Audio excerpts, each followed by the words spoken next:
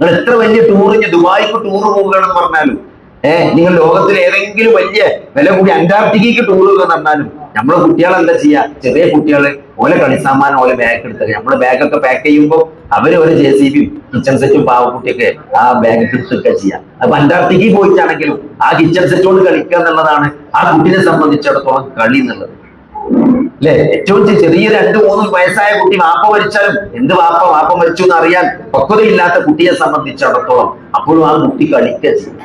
ഞാൻ പറഞ്ഞത് അപ്പൊ കളി എന്ന് പറഞ്ഞ ജീവിതത്തിന്റെ ഒരു ഘട്ടമാണ്, ഒരു ഘട്ടം അല്ലെ. ആ ഘട്ടം കുറച്ചു കഴിഞ്ഞ് അവസാനിക്കും, ലഴിബല്ല. അപ്പൊ ജീവിതം എന്നത് എന്താണ്? അത് ലഴിബാണ്, ലഘുവുൻ, അത് എന്റർടൈൻമെന്റ് ആണ്. അത് കുറച്ചും കൂടി കഴിഞ്ഞാല് ആ കുട്ടിപ്രായം കഴിഞ്ഞ് കുറച്ചുകൂടി വലിയ ആൾക്കാരായാല് പിന്നെ കളിനേക്കാൾ വിനോദത്തിനാണ് താല്പര്യം കാണുക. കളിക്കുന്നതിനപ്പുറത്ത് ഒരു എന്റർടൈൻമെന്റ് കൂടിയുള്ള കളികൾക്കാണ് എന്ത് ചെയ്യുക കുട്ടികൾക്ക് താല്പര്യം ഉണ്ടാകുക. ഗെയിം കളിക്കാം. ഗെയിമുകളിൽ സാധാരണ പന്തളിച്ചമാരില്ല. ഗെയിം കളിക്കുമ്പോൾ അതിൽ കുറെ സ്കോർ ഉണ്ടാവും, അതിന് കുറെ പോയിന്റ് കിട്ടും, സ്വർണ്ണ നാണയം കിട്ടും. അപ്പോ മറ്റുള്ളവരുമായിട്ട് താരതമ്യിച്ച് ഒരു ലെവൽ ഉണ്ടാവും ഗെയിം ലെവൽ 1, 2, 3. അപ്പൊ ഞാനിപ്പോ ലെവൽ 3-ലാണ്. അപ്പൊ കുട്ടികൾ പരസ്പരം വർത്താനം പറയാൻ എന്നെ കേട്ടാൽ മനസ്സിലാവും.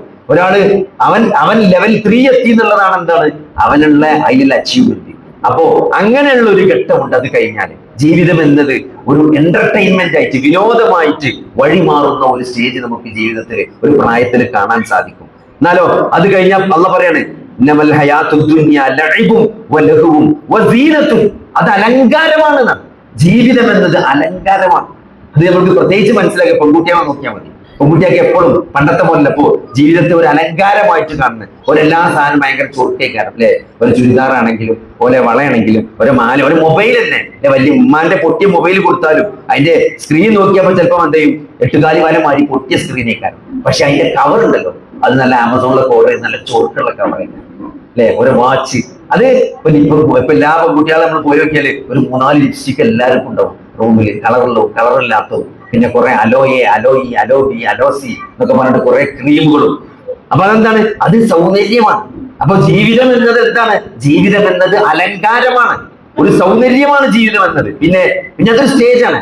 അത് കഴിഞ്ഞൊരു കല്യാണമൊക്കെ കഴിഞ്ഞാല് പിന്നെന്താണ്? പിന്നെ കുറച്ച് വരുമാനമൊക്കെ ജോലിയൊക്കെ ആയി കഴിഞ്ഞാല് പിന്നെ ആളുകള് ബൈനക്കും നിങ്ങൾക്കിടയിൽ പെരുമ നടിക്കണം.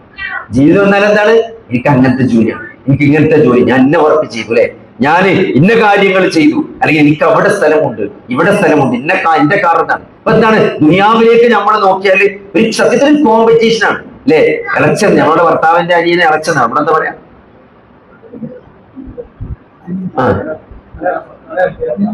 അനിയൻ പുതിയാപ്പിള. അപ്പൊ അനിയൻ പുതിയാപ്പിള, ചേട്ടൻ പുതിയാപ്പിളൊക്കെ വീട് വെച്ച് ആ വീടിനനുസരിച്ചുള്ള ഒരു വീട് നമുക്ക് വേണം അല്ലെ. നമ്മളിപ്പോ എന്തിനാ വീട് നന്നാക്കണേ? ഓലൊക്കെ നന്നാക്കി, ഓല അടുക്കളൊക്കെ പൊളിച്ച് പുതിയ മോഡുലാർ കിച്ചൺ ആക്കിയിട്ട് അവ നമ്മളത് പൊളിക്കണം. അതന്നെ, നമ്മളത് പൊളിക്കേണ്ട ഒരു ആവശ്യമില്ല. പക്ഷെ നമ്മളത് പൊളിക്കേണ്ട കാര്യം എന്താണ്? അപ്പുറത്ത് ഒരു വീടുണ്ടാക്കി, മറ്റൊരു വീടുണ്ടാക്കി, അങ്ങനെ അതിനെ അനുകരിച്ച് അവര് കാറ് വാങ്ങി, ഇവര് കാറ് വാങ്ങി, അവരങ്ങനത്തെ വണ്ടി വാങ്ങിയിട്ട് അവർ നമ്മൾ ഇങ്ങനത്തെ വണ്ടി വാങ്ങണം. അപ്പൊ എന്താണ്? അത് ആ കുട്ടി ഓരോ ജീവിതത്തിന്റെ ഓരോ ഘട്ടമാണത്. അത് നിങ്ങൾ ഓരോന്ന് ആലോചിച്ചാക്കിയാൽ മതി. പിന്നെ കുറച്ചുകൂടി പ്രായം ചെന്നാല് കുറച്ചുകൂടി വലിയ പെടായിയാ പറയാം അല്ലെ. അതാണ് അടുത്ത ഖുർആൻ പറഞ്ഞത്. അത് കുറച്ചുകൂടി വയസ്സായ ആൾക്കാർ പറയണം. എന്താണ്? സ്വത്തിലും സമ്പത്തിലും വലിയ തക്കാസുറ് നടിക്കുക. ഇവിടെ എന്താ വർത്താനം ചോദിച്ചാൽ അൽഹംദുലില്ലാ എന്ന് പറഞ്ഞാൽ മതി. പക്ഷെ അതിൽ അവസാനിക്കൂല. എന്താ സുഖാണ്, മൂത്ത മോനെ മറ്റേ അമേരിക്കയിലാണ്, രണ്ടാമത്തത് UK-ലാണ് അല്ലെ, മകള് ബഹ്റൈനിലാണ്, ചെറിയ കുട്ടി പാലയിൽ പഠിക്കണം. പാലയിൽ പഠിക്കാറ് അടുത്തുള്ള MBBS ആണ് അതിന്റെ അർത്ഥം. അങ്ങനെ മനസ്സിലാക്കി പോണം. പാലയിലാണ് പഠിക്കുന്നത്. അല്ലെങ്കിൽ അങ്ങനെ അങ്ങോട്ട് അവിടെ അത്ര സ്ഥലമുണ്ട്, ഇവിടെ അത്ര സ്ഥലമുണ്ട്. അപ്പൊ സഹോദരങ്ങൾ, ഇതെന്താണ്? ഇത് മനുഷ്യന്റെ പടച്ചോറിട്ടും അതാണ് മനുഷ്യന്റെ ദുനിയാവെന്ന് പറഞ്ഞാൽ. ദുനിയാവിലെ ജീവിതം എന്നാൽ ഇതൊക്കെ തന്നെയാണ്, അതിലൊന്നും സംശയമില്ല. മക്കളിലും സമ്പത്തിലും തക്കാസുർ നടിക്കലാണ് ജീവിതം എന്നാൽ. എന്നിട്ട് പടച്ചോൻ പറയാണ് ഒരു മഴ പോലെയാണ്, ഒരു മഴ പോലെ. അറബിയിൽ മഴയ്ക്ക് എത്രയോ വാക്കുകളുണ്ട്. പക്ഷെ പടച്ചോൻ ഇവിടെ പറഞ്ഞ വാക്ക് വൈസ് എന്നാണ്. വൈസ് എന്നാണ്. എന്താണ് ആ വയസ്സിന്റെ പ്രത്യേകത? ആ വയസ്സ് എന്ന് പറഞ്ഞാല് ഒരു പാകമായ മഴയാണ് അല്ലെ. മഴ പെയ്യുമ്പോൾ തന്നെ വെച്ചെങ്കിൽ മഴ പെയ്യുമ്പോൾ തന്നെ നമുക്ക് എത്ര സുന്നത്തുണ്ട്. ഒരു മഴ പെയ്യുമ്പോൾ നമുക്ക് പറയാം അല്ലാഹുമ്മ സയ്യിബൻ നാഫിഅൻ, അല്ലാഹുവേ ഒരു നാഫിയായ മഴ, ഉപകാരമുള്ള ഒരു മഴ ഈ പെയ്യിപ്പിക്കണേ എന്ന് പ്രാർത്ഥിക്കാം അല്ലെ. മഴ തോർന്നു നിൽക്കണമെങ്കിൽ മുതിർന്നാ വിഫദിലില്ല, പടച്ചോനെ നിന്റെ അനുഗ്രഹം കൊണ്ട് മഴ പെയ്തു എന്ന് പറയാം. ഈ മഴ ഒന്ന് സ്ട്രോങ് ആയി നമ്മൾ വിചാരിച്ചിട്ട് അപ്പുറത്തേക്ക് പോകുന്നുണ്ട് എന്നൊരു പേടി. അല്ലാഹുമ്മ ഹവാലൈന വലാ അലൈന, അല്ലാഹുവേ ഞങ്ങളുടെ മേല് വേണ്ട, അപ്പുറം ഇപ്പുറം ഒന്നിനും അവിടെയൊക്കെ പെയ്തോട്ടെ എന്ന്. അങ്ങനെ മഴ പെയ്യുമ്പോൾ തന്നെ ഒരു വിശ്വാസിയെ സംബന്ധിച്ചിടത്തോളം ഭയങ്കര അവസരമാണ്. ഇപ്പൊ ഇവിടെ പടച്ചോൻ പറയാണ്, ഒരു മഴ പോലെയാണ് ദുനിയാവിലെ ജീവിതം. ഇത് വയസ്സ് എന്ന് പറഞ്ഞാല് പാകമായ മഴയാണ്. ഒരു കർഷകനെ സംബന്ധിച്ചിടത്തോളം മഴ ശക്തമായി പെയ്താൽ അവന്റെ വിളവ് നശിക്കും. ചെറിയ മഴ പെയ്താൽ ചിലപ്പോൾ എന്ത് ചെയ്യും, ചില പൂവൊക്കെ കരിഞ്ഞു പോകും അല്ലെ. കശുവണ്ടിയൊക്കെ പൂത്തുക്കുമ്പോ ചില പഴയ മാമാര് പറയും, ചെറിയൊരു മഴ, ചാറ്റൽ മഴ പെയ്താല് ഇതിപ്പോ നല്ലേനല്ല, ആ പൂവൊക്കെ കരിഞ്ഞു പോകും ഈ മഴ കൊണ്ട്. ഒന്നും കൂടി നല്ല പെയ്യാണെങ്കിൽ നന്നായിരുന്നു എന്നൊക്കെ ചില പ്രായമായ സ്ത്രീകൾ മഴ ചെയ്യുമ്പോൾ, വേനൽക്കാലത്ത് മഴ ചെയ്യുമ്പോൾ പറയണം. അതെന്തുകൊണ്ടാ വെച്ചാല് മഴക്കൊരു പാകമായ കാലാണ് മകണ്ട് വയസ്സ് എന്നതിന് പറയാം അറബിയിൽ, പാകമായ മഴ. ഒരു കർഷകനെ സംബന്ധിച്ചിടത്തോളം ഒരു പാകമായ മഴക്കാണ് വയസ്സ് എന്ന് പറയാം. അപ്പൊ അങ്ങനത്തെ ഒരു മഴ പോലെയാണ് ദുനിയാവിലെ ജീവിതം എന്നതാണ്. എന്താണ് അഅജബൽ കുഫാറ, അത് കർഷകനെ ആശ്ചര്യപ്പെടുത്തി. ആ മഴ കൊണ്ട് എന്ത് ചെയ്തു, കൃഷിക്കാരൊക്കെ ആശ്ചര്യപ്പെട്ടു. കാരണം എന്താ, നബാത്തുഹു, അവന്റെ ചെടി കെട്ട് ആ മഴ കിട്ടി നന്നായിട്ട് വളർന്നു വന്നു, അവന്റെ വിളകളൊക്കെ വളർന്നു വന്നു. എന്നിട്ട് പഠിച്ചോൻ പറയാണ് ഈ ആയത്തുകൾ വെച്ചപ്പോ, ഈ ഖുർആന്റെ പ്രത്യേകത എന്താ വെച്ചാല്, ഖുർആൻ ഓരോ തവണകൾ ഓതുമ്പോഴും അതിന്റെ അർത്ഥം തദബ്ബുർ നടത്തണം പറയാം. ഖുർആൻ വെറുതെ ഓതിപ്പോകല്ല. ഖുർആൻ ഓതുമ്പം അതിന്റെ അർത്ഥം നമ്മൾ ആലോചിക്കുക. അഫലാ യതദബ്ബറൂനൽ ഖുർആന, നിങ്ങൾ ഖുർആനെ പറ്റി ഉറ്റാലോചിക്കുന്നില്ലേ എന്നാണ് ചോദിച്ചത്. നിങ്ങൾ ഖുർആൻ ഓതുന്നില്ലേ എന്നല്ല ചോദിച്ചത്, നിങ്ങൾ ഖുർആനെ പറ്റി ഉറ്റാലോചിക്കുന്നില്ലേ. അതിൽ പറയുന്ന കാര്യങ്ങൾ തദബ്ബുർ നടത്തുന്നത്. തദബ്ബുർ എന്ന് പറഞ്ഞാൽ അറബിയിൽ നമ്മൾ പറയാം, അറബി പഠിച്ചു കൊടുക്കാൻ അറബിയിൽ ഫഅല ഫഅല ഫഅലു എന്നാണ് അറബി സാധാരണ ഒരു മെത്തേഡ്. അറബിന്റെ ഒരു ഗ്രാമർ പറയുമ്പോൾ അതിൽ ഫഅല എന്നുള്ളതിന്റെ തഫഅല എന്ന് പറയും, തഫഅല വസൻ എന്നാ പറയാം. അപ്പൊ തദബ്ബുർ എന്ന് പറഞ്ഞാൽ തഫഅല വസനാണ്, തഫഅല. അപ്പൊ തദബ്ബുർ എന്ന് പറഞ്ഞാൽ എന്താ വെച്ചാൽ ഫഅലയും തഫഅലും തമ്മിലുള്ള വ്യത്യാസം എന്താ വെച്ചാൽ, ഫഅല എന്ന് പറഞ്ഞാൽ ചെയ്തു എന്നാണ്, ചെയ്തു.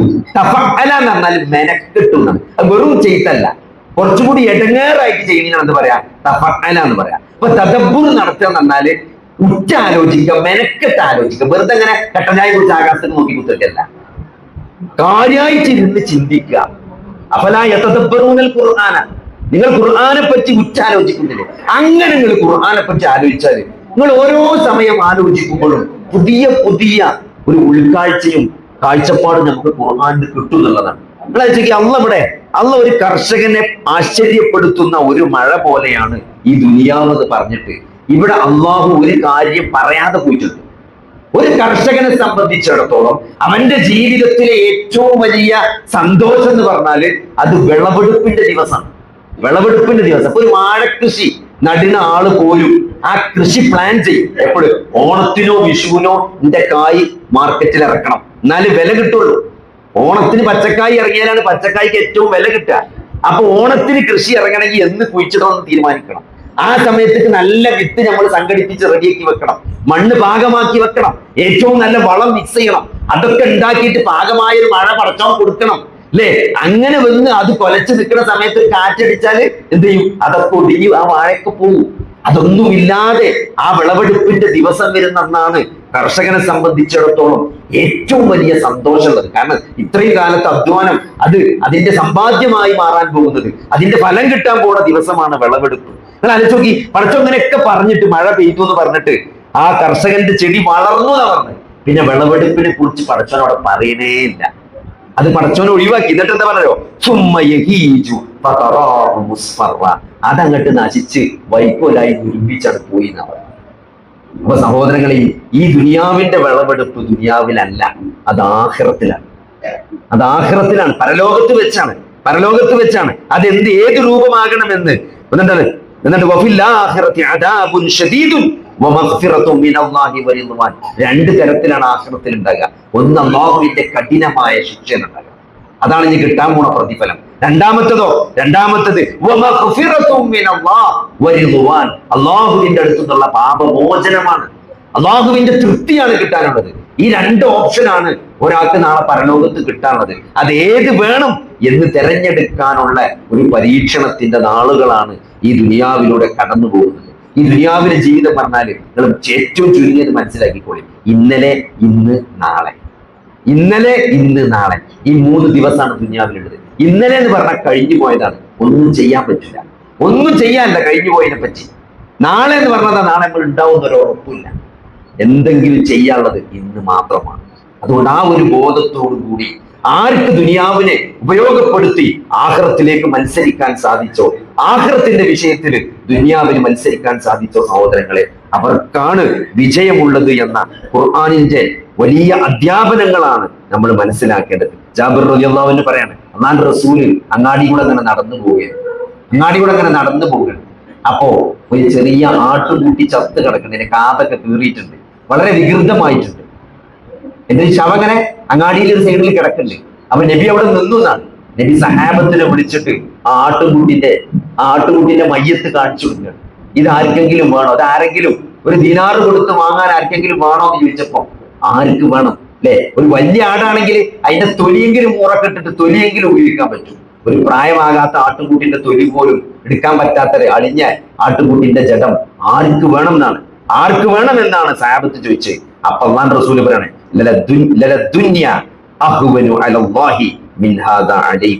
അള്ളാഹുവിന് ഈ ദുനിയാവ് എന്ന് പറഞ്ഞത് അള്ളാന്റെ മുമ്പിൽ ഈ ആടിനേക്കാൾ നിസാരമാണ് എന്ന് റസൂലുള്ളാഹി സ്വല്ലല്ലാഹു അലൈഹി വസല്ലം ആ സഹാബത്തിനെ ഓർമ്മപ്പെടുത്താണ്. ഇമാം മുസ്ലിം ഉദ്ധരിച്ച ഹദീസാണ്. അതുകൊണ്ട് സഹോദരങ്ങളെ, ദുനിയാവ് വേണം, പക്ഷേ ഹൃദയത്തിൽ അല്ലാഹു നിറഞ്ഞു നിൽക്കണം, ഹൃദയത്തിൽ പരലോകം നിറഞ്ഞു നിൽക്കണം. മരണത്തിന് ശേഷം ഒരു ജീവിതമുണ്ട്, ഇത് എന്റെ പരീക്ഷണമാണ്, ഈ നൽകിയ സമ്പാദ്യം എനിക്ക് അല്ലാഹു നൽകിയ പരീക്ഷണമാണ് എന്ന തികഞ്ഞ ബോധത്തോടും കൂടിയാണ് സഹോദരങ്ങളെ നമ്മൾ ദുനിയാവിനെ കൈകാര്യം ചെയ്യേണ്ടത് എന്ന് നമ്മൾ മനസ്സിലാക്കുക. അതുകൊണ്ട്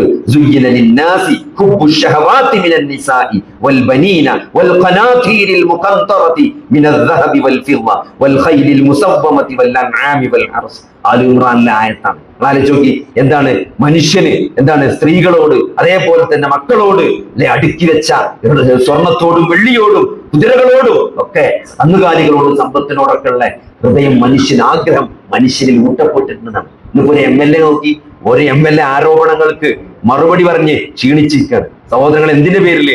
ഈ സ്ത്രീ വിഷയത്തിന്റെ പേരിൽ. കാരണം അത് അള്ളാഹു മനുഷ്യനിൽ വെച്ചതാണ്. അല്ലെ, സ്ത്രീകളോടുള്ള ഇഷ്ടം, സമ്പത്തിനോടുള്ള ഇഷ്ടം, സ്വർണത്തോടും വെള്ളിയോടുമുള്ള ഇഷ്ടം, അത് മനുഷ്യനിൽ അള്ളാഹു പ്രവേശിപ്പിച്ചാണ്. അതാർക്കും തടയാൻ സാധിക്കൂല. പക്ഷെ അതിനൊക്കെ അള്ളാഹു കൃത്യമായ വഴികള്, ഹലാലായ മാർഗങ്ങൾ വെച്ചിട്ടുണ്ട്. അത് നമ്മൾ അവഗണിച്ചുകൊണ്ട് മുന്നോട്ട് പോയാൽ സഹോദരങ്ങൾ, അള്ളാഹുവിന്റെ നിയമങ്ങൾ അവഗണിച്ച് മുന്നോട്ട് പോയാൽ ജീവിതത്തിൽ വലിയ ദുരന്തങ്ങൾ നമ്മൾ പേറേണ്ടി വരും എന്നതാണ് ഇതൊക്കെ നമ്മളെ ബോധ്യപ്പെടുത്തുന്നത്. അതുകൊണ്ട് അതൊക്കെ കൃത്യമായിട്ട് അള്ളാഹു എങ്ങനെ പഠിപ്പിച്ചോ, അല്ലെ, അള്ളാഹു എങ്ങനെയാണ് പഠിപ്പിച്ചത് അതേപോലെ കാര്യങ്ങൾ നിർവഹിക്കുക എന്നതാണ്. അദ്ദുനിയ സിജ്നുൽ മുഅ്മിനീൻ വ ജന്നത്തുൽ കാഫിരീൻ എന്നാണ്. ദുനിയാവ് എന്നത് ഒരു വിശ്വാസിയെ സംബന്ധിച്ചിടത്തോളം ജയിലാണ്. അത് കാഫിറിന് അവിടെ സ്വർഗമാണ് എന്നാണ്. കാഫിറിന്റെ സ്വർഗമാണ് ദുനിയാവ്, വിശ്വാസിയുടെ ജയിലാണ് ദുനിയാവ് എന്നാണ്. അത് ഏതർത്ഥത്തിലാണ് സഹോദരങ്ങളെ? ഇവിടെ ഒരു മനുഷ്യൻ തൊഴിൽ ബാരിയിൽ ഇമാം ഇബ്നു ഹജർ അസ്കലാനി ഹദീസിന് കൊടുത്ത വ്യാഖ്യാനം അനുസരിച്ച് പരലോകത്തെ ആ സ്വർഗത്തിൽ അല്ലാഹു ഒരുക്കി വെച്ച ആ സൗകര്യങ്ങളും സുഖങ്ങളും ഒക്കെ ഒരു സത്യവിശ്വാസം ആസ്വദിക്കുന്ന സന്ദർഭത്തിൽ ദുനിയാവ് ഒരു ജയിലായിരുന്നു എന്ന് അയാൾക്ക് ബോധ്യപ്പെടുമെന്നാണ്. ആ ഒരു അർത്ഥത്തിലാണ് ആ ഹദീസിനെ വ്യാഖ്യാനിച്ചിട്ടുള്ളത്. അതുകൊണ്ട് അല്ലാഹു സുബ്ഹാനഹു വ തആല ഈ ദുനിയാവില് നമുക്കൊരു ഓഹരി നൽകിയിട്ടുണ്ട്. ആ ഓഹരി നമ്മൾ നേടണം, കണ്ടെത്തണം. പക്ഷെ അതെന്തിനാണ്? നാളെ പരലോകത്തിൽ നമ്മൾ നമ്മൾ വിജയിക്കാൻ വേണ്ടിയിട്ടുള്ള പ്രവർത്തനങ്ങൾ, ആ ഒരു രീതിയിലാണ് നമ്മൾ മുന്നോട്ട് പോകേണ്ടത്. അതിനെന്ത് വേണം? ആദ്യം വേണ്ടത് ഏറ്റവും ശരിയായ വിശ്വാസമാണ്. ഇതൊക്കെ ബാലൻസ് ചെയ്ത് നമ്മൾ മുന്നോട്ട് പോകുന്ന സന്ദർഭത്തിൽ നമ്മളെ സംബന്ധിച്ചിടത്തോളം, ഒരു വിശ്വാസിയെ സംബന്ധിച്ചിടത്തോളം അയാൾക്ക് ഏറ്റവും വേണ്ടത് എന്താണ്? ലാ ഇലാഹ ഇല്ലല്ലാഹ് മുഹമ്മദുർ റസൂലുള്ളാഹി എന്ന ഏറ്റവും ശരിയായ അഖീദയാണ്. കാരണം അള്ളാഹുവിനെ മാത്രം ആരാധിക്കണം എന്ന് അല്ലാഹു സുബ്ഹാനഹു വ തആല പറഞ്ഞിടത്ത് ഫഅലം അന്നഹു ലാ ഇലാഹ ഇല്ലല്ലാഹ്, നിങ്ങൾ അറിയണമെന്നാണ്. അള്ളാഹു മാത്രമാണ് ആരാധനക്കർഹൻ എന്ന് നിങ്ങൾ അറിയണം, മനസ്സിലാക്കണം.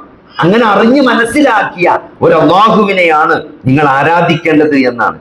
അതുകൊണ്ട് ആ വിശ്വാസത്തിന്റെ കാര്യത്തിൽ നമ്മൾ ഒരു തരത്തിലുള്ള കോംപ്രമൈസും, അള്ളാഹു മാത്രമാണ് ആരാധനക്കർഹൻ. എത്രയോ ആളുകൾ അള്ളാഹു അല്ലാത്ത ആരാധ്യ വസ്തുക്കൾ ആരാധിക്കുന്നുണ്ട്. മുഹമ്മദ് നബി സല്ലല്ലാഹു അലൈഹി വസല്ലമ മക്കയിൽ പ്രവാചകനായി 23 വർഷം പ്രവാചകനായി ജീവിച്ചു. നബി പറയുന്നുണ്ട്, ഞാൻ നിങ്ങൾക്കിടയിൽ വളരെയധികം കാലം നിങ്ങൾക്കിടയിൽ ജീവിച്ചില്ലെന്നാണ്. 63 വയസ്സ് ആയുസ്സുള്ള ഒരു പ്രവാചകൻ 40 വർഷം അവർക്കിടയിൽ പ്രവാചകൻ അല്ലാതെ ജീവിച്ചിട്ടുണ്ട്. 40-ാമത്തെ വയസ്സിലാണ് നബിയാകുന്നത്. ശേഷമുള്ള 23 വർഷമാണ് നബി സല്ലല്ലാഹു അലൈഹി വസല്ലമ പ്രവാചകനായി ജീവിച്ചത്. ആ 23 വർഷം നബി സല്ലല്ലാഹു അലൈഹി വസല്ലമ എന്തെല്ലാം പ്രയാസങ്ങൾ ജീവിതത്തിൽ അനുഭവിച്ചു അല്ലെ? എന്തിനു വേണ്ടിയായിരുന്നു? ലാ ഇലാഹ ഇല്ലല്ലാഹ് പറഞ്ഞതിന് വേണ്ടിയാണ് അല്ലെ? ഇപ്പൊ തന്നെ നമ്മളെ ലാ ഇലാഹ ഇല്ലല്ലാഹയുടെ പേരിൽ എത്രയോ ആളുകൾ അത് പറഞ്ഞതിന്റെ പേരിൽ നമ്മുടെ കുടുംബക്കാർ നമ്മളോട് തെറ്റിയിട്ടുണ്ട്, സലാം പറയാതായിട്ടുണ്ട്, നമ്മളെ അവരുടെ പരിപാടിക്ക് വിളിക്കാതായിട്ടുണ്ട്. എന്തിന്? നമ്മൾ മുജാഹിദാണ് എന്നതിന്റെ പേരിൽ അല്ലെ? നമ്മൾ ലാ ഇലാഹ ഇല്ലല്ലാഹ് കൃത്യമായി മനസ്സിലാക്കി എന്നതിന്റെ പേരിൽ ലാ ഇലാഹ ഇല്ലല്ലാഹ് എന്ന് പറയുമ്പോൾ അത് പ്രവാചകൻ നബി സല്ലല്ലാഹു അലൈഹി വസല്ലമ ആ മക്കയിൽ അത് പ്രബോധനം ചെയ്തപ്പോൾ ആലോചിച്ചോക്കി, നബി സല്ലല്ലാഹു അലൈഹി വസല്ലമയുടെ കുടുംബക്കാരെ പരിഹസിച്ചു അല്ലെ? ഉപദ്രവിച്ചു, പരിഹസിച്ചു, പ്രയാസപ്പെടുത്തി, നാടുകടത്തി. ഏറ്റവും പ്രതിസന്ധിയിലൂടെയാണ് നബി സല്ലല്ലാഹു അലൈഹി വസല്ലമ കടന്നുപോയത്. കാരണം നബി സല്ലല്ലാഹു അലൈഹി വസല്ലമയെ സംബന്ധിച്ചിടത്തോളം നബിയുടെ കുടുംബം എന്നത് നബിക്ക് അങ്ങേറ്റം ഇഷ്ടമുള്ളതായിരുന്നു. ആ കുടുംബക്കാരെ നബിയെ ഉപദ്രവിക്കാൻ തുടങ്ങി, കളിയാക്കാൻ തുടങ്ങി, ബഹിഷ്കരിച്ച്, ദേഹോപദ്രവം ഏൽപ്പിച്ച് അവസാനം നാട് കടത്തി അല്ലെ? നമ്മൾ ഈ നാട്ടിൽ നിന്ന്, നമ്മൾ ജനിച്ചു വളർന്ന നമ്മുടെ നാട്ടിൽ നിന്ന് ഈ ആദർശം പറഞ്ഞതിന്റെ പേരിൽ നമ്മൾ പുറത്തുനിന്ന് പോകേണ്ടി വരുന്ന ഒരവസ്ഥ ആലോചിച്ചു നിങ്ങൾ. അതെത്ര പ്രയാസകരമാണെന്ന് നോക്കി അല്ലെ? നബി സല്ലല്ലാഹു അലൈഹി വസല്ലമയുടെ കെട്ടിച്ചു വിട്ട 2 പെൺകുട്ടികളെയും തലാഖ് ചൊല്ലി വീട്ടിൽ കൊണ്ടാക്കി. വീട്ടിൽ കൊണ്ടാക്കി നബി സല്ലല്ലാഹു അലൈഹി വസല്ലമ ലാ ഇലാഹ ഇല്ലല്ലാഹ് ദഅവത്ത് നടത്തിയപ്പോണ്ടായതാണ് അല്ലെ? സൂറത്തു യൂസുഫ് അവതരിക്കുന്നത് ആ ഒരു മാനസികാവസ്ഥയിലാണ്. നബി സല്ലല്ലാഹു അലൈഹി വസല്ലമയെ കുടുംബക്കാര് കളിയാക്കി, കുടുംബക്കാർ ഉപദ്രവിച്ചു അല്ലെ? ഖദീജ ബീവിയുടെ മരണം നബിക്ക് താങ്ങാൻ പറ്റാത്ത ദുഃഖമാണ് ഉണ്ടാക്കിയത്.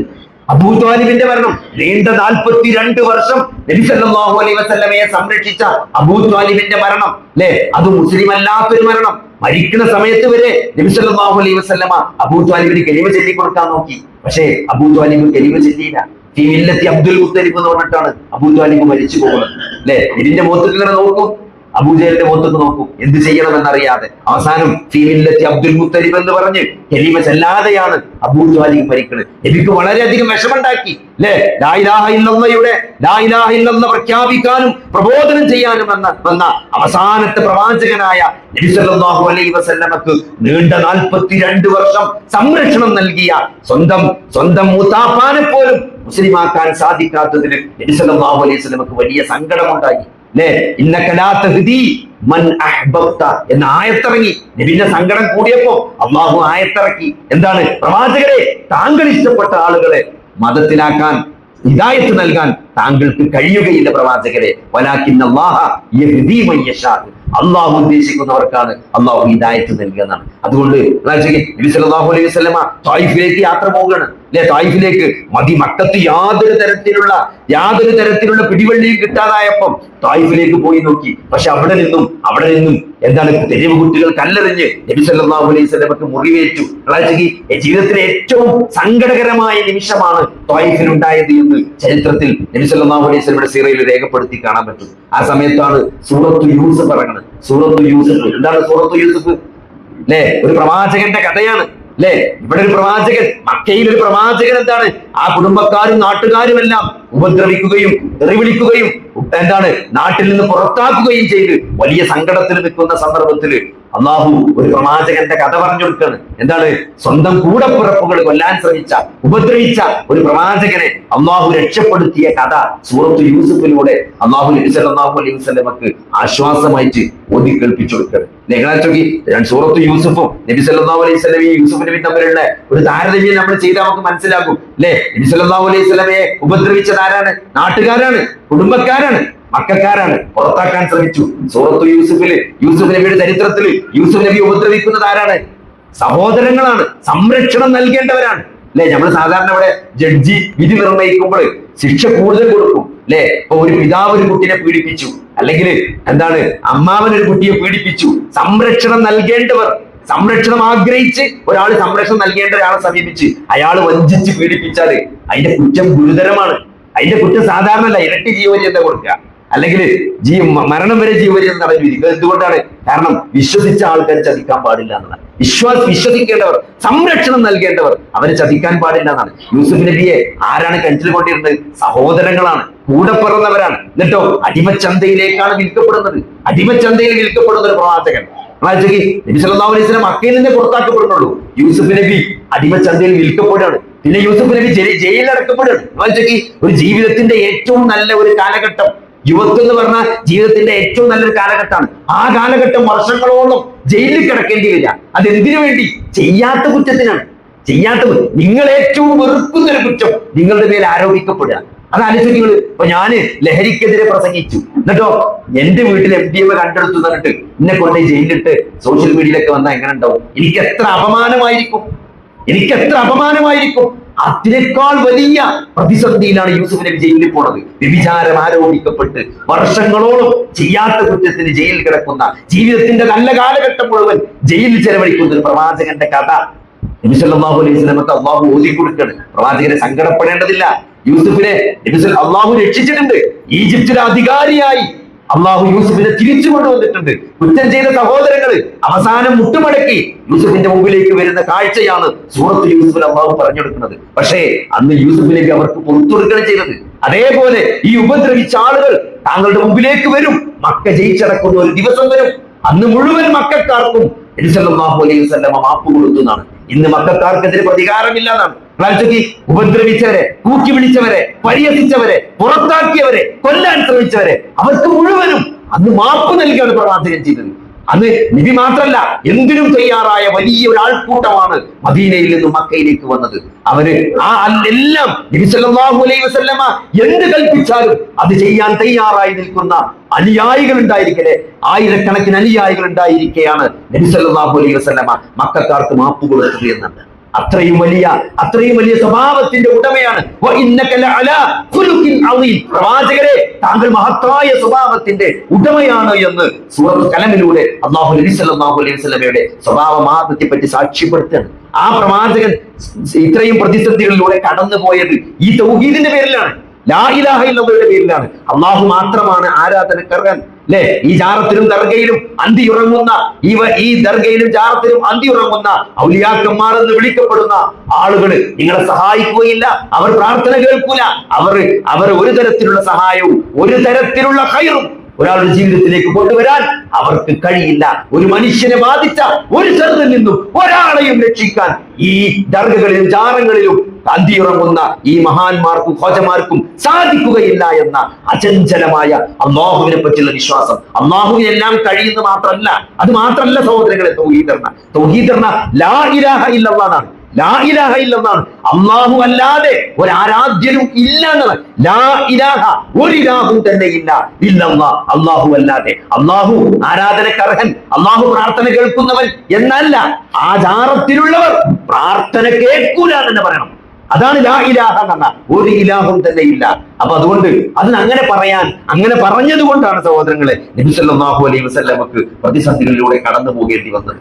അതുകൊണ്ട് നമ്മളെ വിശ്വാസത്തിൽ അതിലെന്തെങ്കിലും അല്ലാഹു അല്ലാത്ത ഒരു ശക്തിയോടും, അത് ജിന്നാകട്ടെ, മലക്കാകട്ടെ, മനുഷ്യനാകട്ടെ, ജീവിച്ചിരിക്കുന്നവരാകട്ടെ, മരിച്ചവരാകട്ടെ, ഒരു ശക്തിയോടും ഒരാൾക്ക് പ്രാർത്ഥിക്കാവുന്നതല്ല. പ്രാർത്ഥന അല്ലാഹുവോട് മാത്രമാണ് എന്നതാണ് ലാ ഇലാഹ ഇല്ലല്ലാഹ് എന്ന കലിമത്തു തൗഹീദ് നമ്മളെ പഠിപ്പിക്കുന്നത്. അല്ലാഹുവിന്റെ നാമങ്ങളോ ഗുണങ്ങളോ വിശേഷണങ്ങളോ അല്ലാഹു അല്ലാത്ത ഒരാൾക്കും തന്നെ നമ്മൾ ചേർക്കാൻ പാടില്ല, മനസ്സിലാക്കാൻ പാടില്ല. ആലോചിച്ച് ഈ മൺമറഞ്ഞു പോയ അമ്പിയാക്കന്മാരും ഔലിയാക്കന്മാരൊക്കെ നമ്മൾ ലോകത്തിന്റെ ഏത് മുക്കിൽ വെച്ച് ഒരു മനുഷ്യൻ ഏത് ഭാഷയിൽ വിളിച്ചാലും അത് മൊയ്‌ദീൻ ശൈഖ് കേൾക്കും എന്ന് പാട്ട് പാടുന്നവർ, എന്ന് മാലപ്പാട്ട് പാടുന്നവർ, അവർ അള്ളാഹുവിനെ നൽകിയ സ്ഥാനം എന്താണ്? അല്ലെ, അള്ളാഹു ബസീറാണെന്ന് പറയുമ്പോൾ അള്ളാഹു എല്ലാം കാണുന്നവനാണ്. അള്ളാഹു സമീഅ് ആണെന്ന് പറയുമ്പോൾ അള്ളാഹു എല്ലാം കേൾക്കുന്നവനാണ്. അള്ളാഹു അലീമാണ്, അള്ളാഹു എല്ലാം അറിയുന്നവനാണ് എന്ന് പറയുമ്പോൾ സഹോദരങ്ങളെ, ആരെവിടുന്ന് ഏത് ഭാഷയിൽ വിളിച്ചാലും അത് മൊയ്‌ദീൻ ശൈഖ് കേൾക്കുമെന്ന് പറഞ്ഞാൽ അത് അള്ളാഹുവിന്റെ സിഫത്താണ്.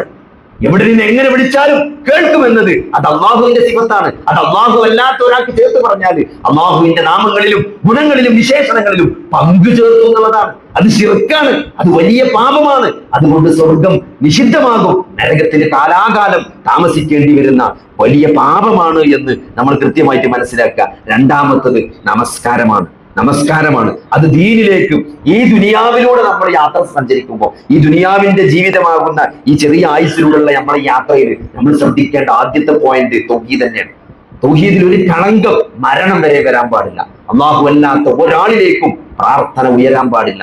അള്ളാഹുവിന്റെ കഴിവ് അള്ളാഹു അല്ലാത്ത ഒരാൾക്കും നമ്മൾ വകവെച്ച് കൊടുക്കാൻ പാടില്ല. രണ്ടാമത്തത് നമസ്കാരമാണ്. നമസ്കാരം. ഒരാൾ മുസ്ലിം ആയി കഴിഞ്ഞാൽ നിങ്ങൾ ആലോചിക്ക്, 12:35 ബാങ്ക് വിളിച്ചാല് 12:36 ഒരാൾ മുസ്ലിം ആയതെങ്കിൽ അയാളുടെ മേൽ 100 നമസ്കാരം നിർബന്ധമാണ്. അയാൾക്ക് നിസ്കരിക്കാൻ അറിയില്ലെങ്കിലും, അയാൾക്ക് അറബി അറിയില്ലെങ്കിലും, അറിയുന്ന പോലെ അള്ളാഹ് എന്ന് മാത്രം പറഞ്ഞിട്ടാണെങ്കിലും അയാൾ നമസ്കരിക്കണം എന്നതാണ്. നമസ്കാരത്തിന് ഒരാൾക്കും ഇളവില്ല എന്നുള്ളതാണ്.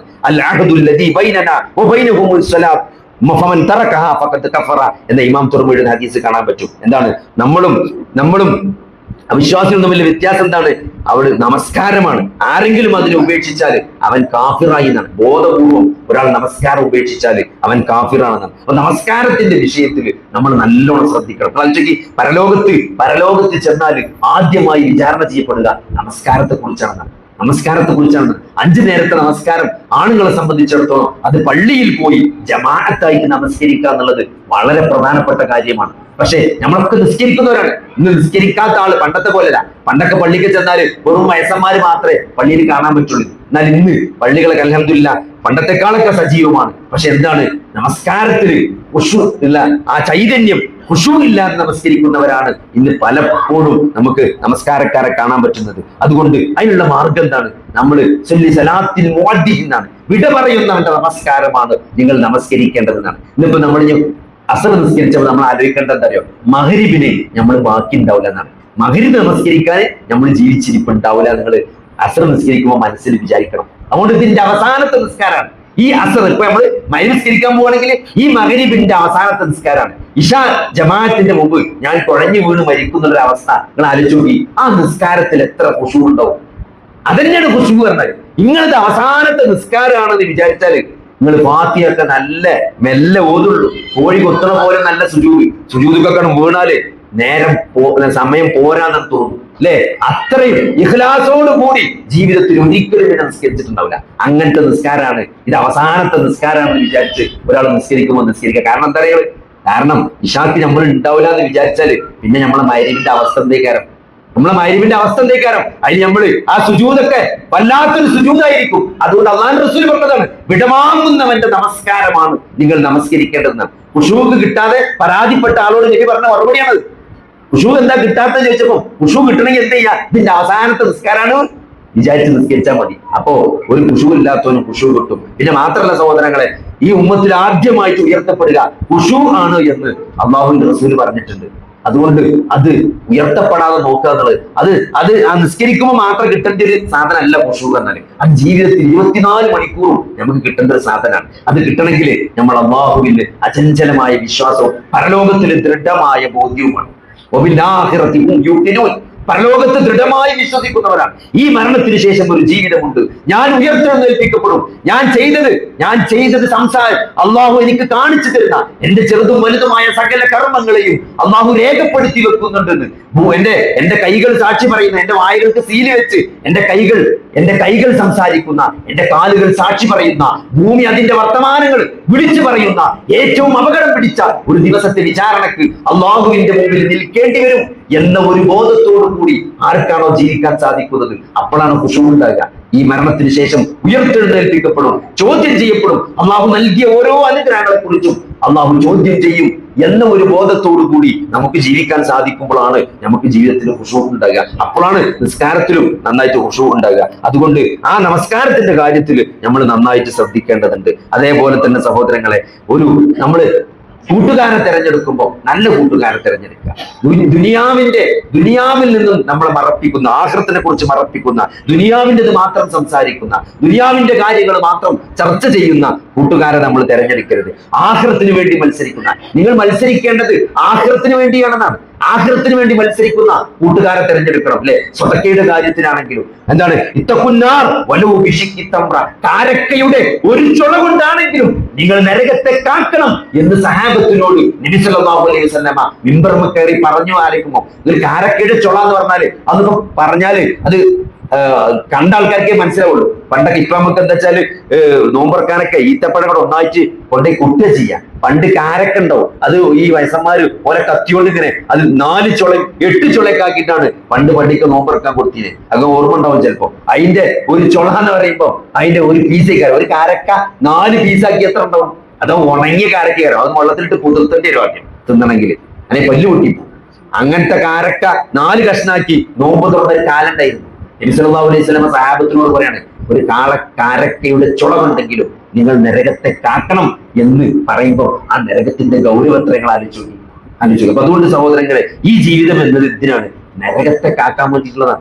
എന്തൊക്കെ നമുക്ക് ജീവിതത്തിലുണ്ടോ, നമ്മളെ നാവുണ്ട്, അതുകൊണ്ട് നമുക്ക് സംസാരിക്കാൻ പറ്റും അല്ലേ? അതുകൊണ്ട് ദീനിന്റെ കാര്യം അള്ളാഹിനെ പറ്റി പറഞ്ഞു കൊടുക്കുക, അള്ളാഹിന്റെ റസൂലിനെ പറ്റി പറഞ്ഞു കൊടുക്കുക, ഈ ദീനിനെ പറ്റി പറഞ്ഞു കൊടുക്കുക. അതുകൊണ്ട് അതേപോലെ നമുക്ക് എഴുതാൻ പറ്റുമോ? എഴുതാം. നമുക്കൊരു വോയിസ് ഇടാൻ പറ്റുമോ? ഒരാൾക്കിലെ ഒന്നും നമുക്ക് ചെയ്യാൻ പറ്റൂലെങ്കിൽ, ഇപ്പൊ നമ്മളുടെ 5 പൈസ അല്ല, പക്ഷെ നമ്മൾ പറഞ്ഞാൽ കേൾക്കണേ 1-2 മുതലാളിമാരുണ്ടെങ്കിൽ നമുക്ക് പറഞ്ഞു നോക്കാൻ ഒരു വോയിസ് നേരിട്ട് പോയി പറയാൻ വേണ്ടിയാണെങ്കിൽ ഇത് വളരെ സുഖമാണ്. ഒരു വോയിസ് ഇട്ടാൽ മതി, ഒരു വോയിസ് ഇട്ടാൽ മതി. ഇന്നെ പ്രയാസമുള്ള ഒരു കുടുംബം ഇന്ന സ്ഥലത്തുണ്ട്, നിങ്ങളെ വീടിന്റെ കുറച്ച് അപ്പുറത്ത് പോയാൽ ഒരു കുടുംബം ഒരാളുണ്ട്, അയാൾ നല്ല പ്രയാസത്തിലാണ്, നിങ്ങൾ പറ്റുമെങ്കിൽ അയാളൊന്ന് സഹായിക്കണം എന്ന് നമുക്കൊരു വോയിസ് ഒരാൾക്ക് കൊടുക്കാൻ പറ്റൂലേ?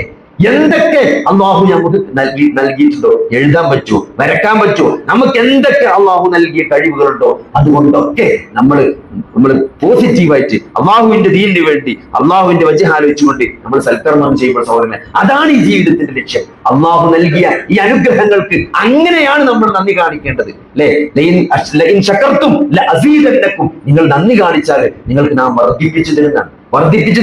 അതുകൊണ്ട് സഹോദരങ്ങളെ, ഈ ജീവിതം എന്നുള്ളത് അത് പരീക്ഷണമാണെന്ന് പറയുമ്പോൾ അതെന്താണ്? നമ്മൾ എപ്പോഴും ആലോചിക്കും, നമ്മളെ വാക്കുകളും പ്രവൃത്തികളും കർമ്മങ്ങളും ഒക്കെ നാളെ ഒന്നുകിൽ നമുക്ക് അനുകൂലമായിട്ട് വരും, അല്ലെങ്കിൽ നമുക്ക് പ്രതികൂലമായിട്ട് വരും. അങ്ങനെയാണ് കർമ്മങ്ങൾ വരുള്ളൂ. നമ്മൾ എന്ത് ചെയ്താലും, നമ്മളൊരു വാക്കാകട്ടെ, സംസാരമാകട്ടെ, എഴുത്താകട്ടെ, നമ്മളിപ്പോ ഒരു ഗൂഗിൾ പേ ചെയ്യണത് പോലും, നമ്മളിപ്പോ ഒരു സ്കാൻ ചെയ്തിട്ട് ഗൂഗിൾ പേ ചെയ്യുമ്പോൾ നമ്മൾ ആ പാസ്വേഡ് അടിക്കണ്ടല്ലോ, നമ്മുടെ ഫേസ് സ്കാൻ ചെയ്യണ്ടല്ലോ, ആ അടിക്കുന്നത് പോലും അത് നാളെ പരലോകത്ത് നമുക്ക് അനുകൂലമായിട്ടാണോ വരിക, നമുക്ക് എതിരായിട്ടാണോ വരിക?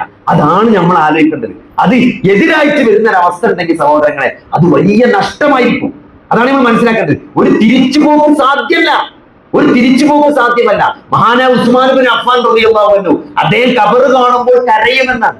കരഞ്ഞാൽ അദ്ദേഹത്തിന്റെ താടി രോമങ്ങളിലൂടെ കണ്ണീരിങ്ങനെ ഉച്ചിട്ട് താഴേക്ക് വീഴുന്നതാണ്. സഹാബത്തിന് വലിയ അത്ഭുതമാണ്. കാരണം നബി സല്ലല്ലാഹു അലൈഹി വസല്ലമ ഖുർആൻ പറയുമ്പോൾ എന്ത് ചെയ്യും?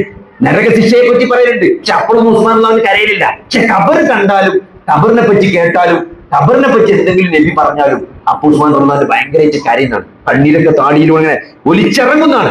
സഹാബത്ത് ചോദിച്ചു ഉസ്മാൻ റളിയല്ലാഹു എന്താണ് നരകത്തെ പറ്റി ഇപ്പോൾ പറയുമ്പോഴും ഇല്ലാത്തൊരു കരച്ചിൽ എന്താണ്, ഖബറിനെ പറ്റി പറയുമ്പോൾ താങ്കൾക്ക് ചോദിച്ചപ്പോൾ അദ്ദേഹം പറഞ്ഞൊരു മറുപടി ഇവർക്ക് മനസ്സിൽ കുത്തിവെക്കേണ്ട ഒരു മറുപടിയാണ്. അള്ളാഹുവിന്റെ റസൂൽ പറയണത് ഞാൻ കേട്ടിട്ടുണ്ട്. എന്തറിയോ? ഖബർ എന്ന് പറഞ്ഞാല് പരലോകത്തെ ആദ്യത്തെ വീടാണ്. പരലോകത്ത് ഒരാൾക്ക് ചെന്ന് ചേരാനുള്ള ഫസ്റ്റ് വീടാണ് ഖബർ എന്നത്. അവിടെ ഒരാൾക്ക് എളുപ്പമാണെങ്കിൽ അവിടുന്ന് അങ്ങോട്ടൊക്കെ എളുപ്പമായി. ഒരാൾ ഖബറിൽ എളുപ്പം കിട്ടിയാൽ അവിടുന്ന് അങ്ങോട്ടൊക്കെ എളുപ്പമായിരിക്കും. ഒരാൾക്ക് ഖബറിൽ പ്രയാസമാണെങ്കിൽ അവിടുന്ന് അങ്ങോട്ടൊക്കെ പ്രയാസമായിരിക്കും. പക്ഷെ എന്താ ഖബറിൽ നമ്മൾ കുറച്ച് കാലം കിടക്കേണ്ടി വരും. അപ്പൊ നിങ്ങൾ ആലോചിച്ച് നോക്കി, നമ്മളൊരു അവസ്ഥ, നമ്മുടെ സ്ഥിതി മോശമാണെങ്കിൽ നമുക്ക് യാതൊരു പ്രതീക്ഷ ഇല്ലാതെ പിന്നെ ആ ഖബറിൽ കിടക്കണം. ഒരു പ്രതീക്ഷ ഇല്ലാതെ ഒരു സുബ്ഹാനല്ലാഹ് ചെല്ലാൻ പറ്റൂല, ഒരു സുന്നത്ത് നിസ്കരിക്കാൻ പറ്റൂല, ജീവിതത്തിലേക്ക് ഒരു തിരിച്ചു പോകുന്നത് സാധ്യമല്ല. ഞാൻ എന്താണ് കാത്തിരിക്കുന്നത്? ഒരു കഠിനമായ വിചാരണം മാത്രമാണ് കാത്തിരിക്കുന്നത്. അള്ളാഹുവിന്റെ എന്തെങ്കിലും ഔദാര്യം കിട്ടി സ്വർഗത്തിൽ പോയെങ്കിൽ മാത്രമേ ഈ ഒരു പ്രതീക്ഷ ഉള്ളൂ എന്നല്ലേ ഒരു കാഴ്ചപ്പാടോടുകൂടി ആ കുറെ ദീർഘമായ ഒരു കാലഘട്ടം ആ ഖബറിൽ ലോക്കായിട്ട് കിടക്കേണ്ട ഒരു അവസ്ഥ ആലോചിച്ചു. അതുകൊണ്ടാണ് ഉസ്മാൻ ഇബ്നു അഫ്ഫാൻ കരഞ്ഞത് എന്നാണ്. അതുകൊണ്ടാണ് കരഞ്ഞത് കേട്ടോ. ആ കരഞ്ഞത് വെറും കരച്ചിന് മാത്രമല്ല, ആ കരഞ്ഞത് അദ്ദേഹത്തെ സൽക്കർമ്മങ്ങൾ ചെയ്യാൻ പ്രേരിപ്പിച്ചു എന്നുള്ളതാണ് അല്ലെ? മസ്ജിദുൻ നബവിയില്, മദീനയിലെ പള്ളിയിൽ സഹാബത്തിന് സ്ഥലമില്ല അല്ലെ? സഹാബികളുടെ എണ്ണം കൂടി വരികയാണ്. മസ്ജിദ് നബി ചെറുതായിരുന്നു. എല്ലാ സഹാബിമാരും നിസ്കരിക്കാൻ വന്നാല് പള്ളിയിൽ കൊള്ളാണ്ടായപ്പം പള്ളി വലുതാക്കണം. അപ്പൊ ആര് സ്ഥലം തരും? അതിന്റെ അടുത്തുള്ള സ്ഥലം എന്ന് പറഞ്ഞാൽ യഹൂദന്റെ സ്ഥലമാണ്. ഭയങ്കര വിലയാണ്. അന്ന് മസ്ജിദ് നബവിക്ക് അടുത്ത് അന്ന് തന്നെ 1000 ദീനാർ വില ഉണ്ട് സ്ഥലത്തിന്. അന്നത്തെ കാലത്ത് 1000 സ്വർണ്ണ ദീനാർ കൊടുത്തിട്ടാണ് മഹാനായ ഉസ്മാൻ ഇബ്നു അഫ്ഫാൻ മസ്ജിദ് നബവിക്ക് വേണ്ടി ആ സ്ഥലം വാങ്ങിക്കൊടുത്തത്. ഇന്നിപ്പോ മസ്ജിദ് നബവിയിൽ 100 നിസ്കാരം കഴിഞ്ഞ് നിൽക്കുകയാണ്. ആ നിസ്കരിച്ച ആളുകളുടെ പ്രതിഫലക്കാർക്ക് കിട്ടിയിട്ടുണ്ടാവും. മഹാനായ ഉസ്മാൻ ഇബ്നു അഫ്ഫാൻ ഖബറിലേക്ക് കിട്ടിയിട്ടുണ്ടാവും. നിങ്ങൾ ആലോചിച്ച് നോക്കി. അപ്പൊ വെറും നുളവിളിച്ചാ പോരാ, ഖബറിനെ ആലോചിച്ച് നുളവിളിച്ചാന്ന് പറഞ്ഞാല് ആ ഖബറിലേക്ക് എന്തെങ്കിലും ചെയ്തു വെക്കാനുള്ള ഒരു ബോധം കൂടി സഹോദരങ്ങളെ ആ കരച്ചിൽ നമുക്ക് ഉണ്ടാക്കണം, ആ ചിന്ത നമുക്ക് ഉണ്ടാക്കണം അല്ലെ? അന്ന് മദീനയിൽ വരൾച്ചയാണ്. ആരെ കിണറ്റിലും വെള്ളമല്ല. ഒരു യഹൂദന്റെ കിണറ്റിൽ സമൃദ്ധമായി വെള്ളമുണ്ട്. നബി ചോദിക്കാണ്, ആര് ആ കിണർ മുസ്ലിങ്ങൾക്ക് വാങ്ങി തരുന്ന ചോദിച്ച്. അന്നും 1000 സ്വർണ്ണ ദീനാർ കൊടുത്തിട്ട് ഉസ്മാൻ ഇബ്നു അഫ്ഫാൻ ആ കിണർ മദീനയിലെ മുസ്ലിങ്ങൾക്ക് വാങ്ങിക്കൊടുക്കണം. നമ്മൾ ആലോചിച്ചോക്കി. അപ്പോ അതൊക്കെ എന്തിനാണ്? നാളെ തന്റെ കബറിലേക്ക് വന്നു ചേരുമെന്നുള്ള ആ തികഞ്ഞ ബോധ്യം അല്ലെ? നമ്മൾ ഈ ദുനിയാവിൽ എത്ര കാലം ജീവിക്കും? എത്ര സമ്പത്തുണ്ടെങ്കിലും നമുക്ക് കുറച്ച് കാലം ജീവിക്കാൻ പറ്റുള്ളൂ അല്ലെ? മാക്സിമം പോയാൽ ഇന്നത്തെ കാലത്ത് ഒരു 100 വയസ്സ് അല്ലെ? അതിലല്ലേ ഒരു 60-70 ഒരാള് ഒരു പേഷ്യന്റിന്റെ അടുത്തേക്ക് വന്നു. അപ്പൊ അയാൾക്ക് നല്ല പ്രായം, ഒരു 79 വയസ്സ്. അപ്പൊ റിട്ടയർഡ് പ്രൊഫസർ, ഇവിടെ ഈ കണ്ണൂരുള്ള പ്രൊഫസർ. അപ്പൊ അയാൾ മലപ്പുറത്ത് തന്നെ മഞ്ചേരിയെ കാണിക്കാൻ വന്നു. അപ്പൊ ഞാൻ നിങ്ങളെന്താ കണ്ണൂരിലാണ് ഇവിടെ വന്നു വെച്ചു. അപ്പൊ അയാളോട് അതിന്റെ കാരണം പറഞ്ഞ, എനിക്ക് ആകെ ഒരു മോളേ ഉള്ളൂ. അപ്പോ എന്റെ ഭാര്യ അന്ന് ഞാൻ കല്യാണം കഴിക്കുമ്പോ 10 വയസ്സ് കുറവുണ്ട്. അല്ലെങ്കിൽ പഴയ കമ്മ്യൂണിസ്റ്റുകാരനെ തോന്നുന്നു. അപ്പൊ 10 വയസ്സ് കുറവുള്ള പെണ്ണിനെ കല്യാണം കഴിക്കാൻ മൂപ്പർക്ക് യാതൊരു താല്പര്യമില്ല. ശരിയല്ല എന്ന് മൂപ്പരെ വിചാരിച്ചത്. അപ്പൊ കാരണവന്മാരൊക്കെ എന്നോട് പറഞ്ഞു, ഇതിന്റെ ഒരു സുഖം എനിക്ക് എപ്പോഴാണ് കിട്ടിയ വയസ്സാവുമ്പോഴാണ്. ഈ പ്രായമായി എനിക്ക് കുറക്കടക്കായി കഴിഞ്ഞാൽ, അസുഖമൊക്കെ വന്നു കഴിഞ്ഞാൽ എന്നെ നോക്കാനൊരാളുണ്ടാവും എന്ന് പറഞ്ഞിട്ട് എന്നെ കൊണ്ട് കല്യാണം കഴിപ്പിച്ചതാണ് അന്ന് കാരണവന്മാര്. ഇന്നിപ്പോ എന്താ ഉണ്ടായെന്ന് വെച്ചാല് ഭാര്യക്ക് സ്ട്രോക്കാണ്. ഭാര്യനിപ്പോ മൂപ്പരാണ് കൊണ്ടിറക്കുന്നത്. അപ്പൊ ആകെ ഒരു മോളുള്ളത്. ആ മോള് മഞ്ചേരി ഭാഗത്തേക്കാണ് കെട്ടിച്ചത്. അപ്പൊ അതുകൊണ്ട് ഇപ്പോ ഇവിടെ വീടൊക്കെ പൂട്ടി മൂപ്പര് അവിടെ മോളെടുത്ത് വന്ന് നിൽക്കുകയാണ് ഭാര്യനെ നോക്കിയിട്ട്. ഇവിടെ മൂപ്പരിനോട് പറയാണ്, നിങ്ങളെ പ്രവാചകൻ പറഞ്ഞിട്ടുണ്ടല്ലോ, ഹിന്ദുട്ടാള്, നിങ്ങളെ പ്രവാചകൻ പറഞ്ഞിട്ടുണ്ടല്ലോ 60-70 ഒരാളുടെ ആയുസ്. എനിക്കിപ്പോ ഇങ്ങനെ തോന്നുന്നത് ഈ 70ന്റെ മേലൊക്കെ ജീവിക്കുന്നതിൽ വലിയ കാര്യമൊന്നുമില്ല. മൂപ്പരുടെ ആറ്റിറ്റ്യൂഡാണ്. അപ്പൊ ഞാൻ നിങ്ങൾക്ക് ഒരു കുട്ടിയല്ലേ ഉള്ളൂ, അപ്പൊ എന്താ കുട്ടികൾ കുറഞ്ഞു പോയത് ചോദിച്ചു. മൂപ്പര് ഇപ്പൊ റിട്ടയർഡ് പ്രൊഫസറാണ്, നല്ല പെൻഷൻ കിട്ടുന്നുണ്ട്.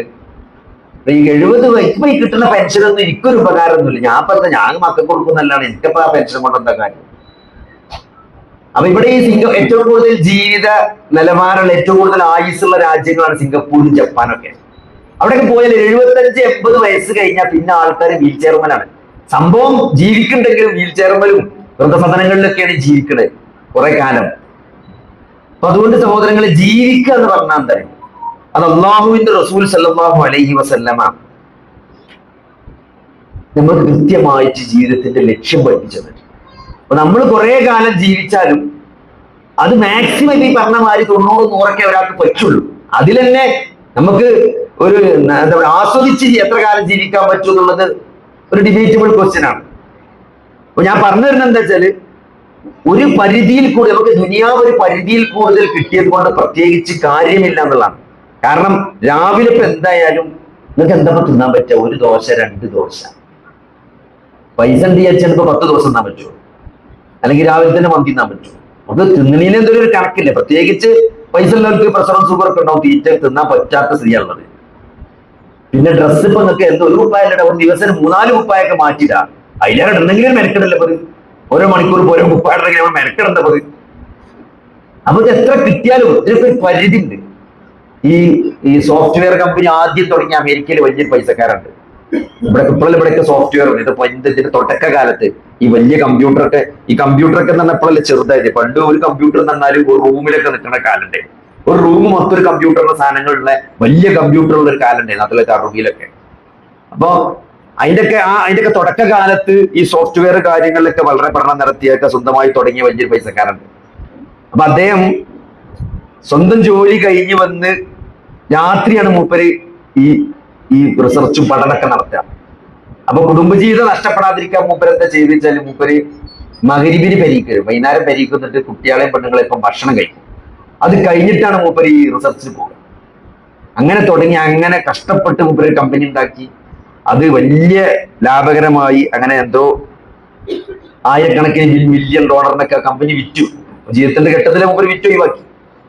ഇന്നിപ്പോ ആ കമ്പനി ഭയങ്കര ആസ്തിയുള്ള ലോകത്തിൽ വലിയ കമ്പനികളിൽ ഒന്നാണ്. അപ്പൊ മൂപ്പരോട് ഇന്റർവ്യൂവിൽ ഒരാൾ ചോദിക്കണം, നിങ്ങൾക്ക് അന്ന് ആ കമ്പനി വിറ്റത് നഷ്ടമായി എന്ന് തോന്നുന്നില്ലായിരുന്നു?